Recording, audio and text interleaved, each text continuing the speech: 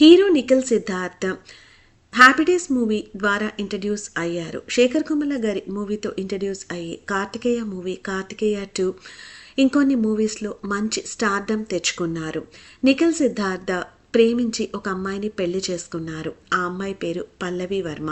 నిఖిల్ సిద్ధార్థ్ చాలా educated family background నుంచి వచ్చారు అండ్ ఇంజనీరింగ్ చదివారు. వాళ్ళ ఫాదర్ ఒక రిప్యూటెడ్ యూనివర్సిటీలో ప్రొఫెసర్గా కూడా చేశారు. నిఖిల్ సిద్ధార్థ్ ఒప్పించి పల్లవి వర్మ వాళ్ళ పేరెంట్స్ని చేసుకున్నారు. యాక్టర్ అంటే పల్లవి వర్మ గారి ఇంట్లో ఫస్ట్ ఒప్పుకోలేదు. వాళ్ళిద్దరూ కూడా ఒక బేబీని ఎక్స్పెక్ట్ చేయబోతున్నామని రీసెంట్గానే షేర్ చేశారు. పల్లవి వర్మ బై ప్రొఫెషన్ ఒక డాక్టర్. వాళ్ళు ఒక పండంటి మగపిల్లాడికి వెల్కమ్ చేశారు ఈరోజు. నిఖిల్ సిద్ధార్థ్ వాళ్ళ అబ్బాయిని కిస్ చేస్తున్న మూమెంట్ చూసి అందరూ కూడా happy parenting to you and hearty congratulations అని చెప్తున్నారు.